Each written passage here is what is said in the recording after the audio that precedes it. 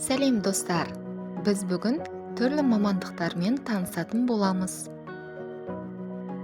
Видеоны бастамай тұрып достар, менің арнама жазылуды ұмытпаңыз. Мұғалім, ұстаз.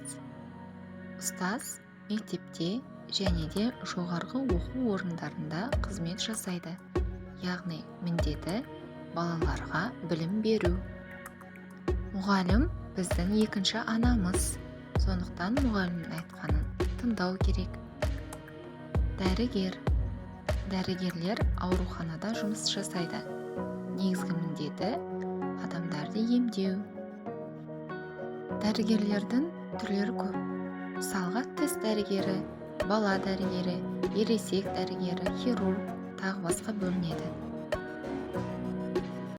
Дәрігер түрлерімен келесі видеода толық мағлұмат беретін боламын. Аспазшы.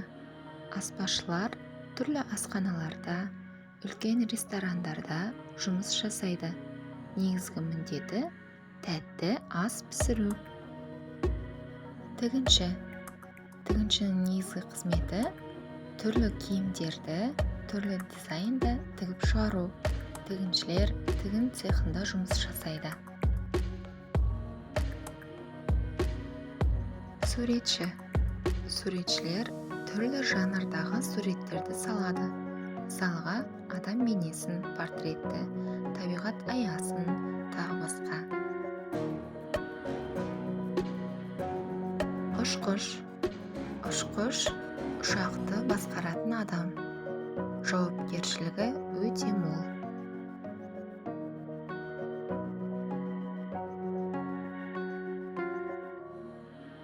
Жүргізуші. Жүргізуші көлікті жүргізеді, басқарады, адамдарды тасымалдайды. Шаштаразшы. Негізгі міндеті шаш қырқып, оны сәндеу. Түрлі салондарда қызмет жасайды.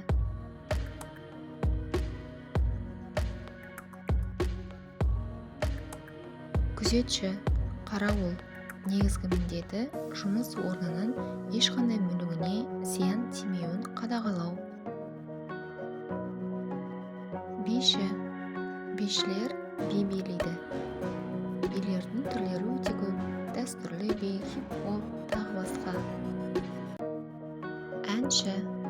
Әншілер түрлі сахнада ән айтады. Біздің елімізде танымал әншілер өте көп. Программист. Программист бұл программаларды жасайтын маман. Қазіргі таңда көп бағдарламалар жасалатындықтан программистер ауадай қажет болып тұр. Аудармашы.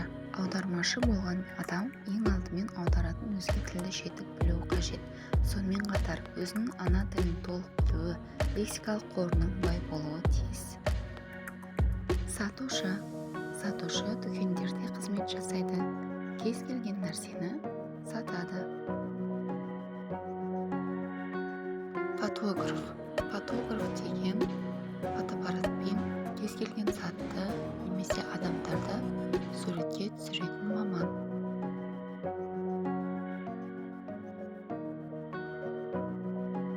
Құрылысшы.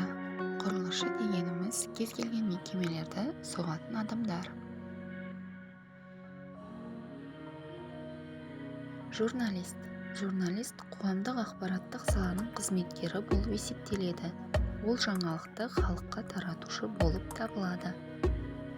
Достар, видео ұнаса лайк басып жазылуды ұмытпаймыз.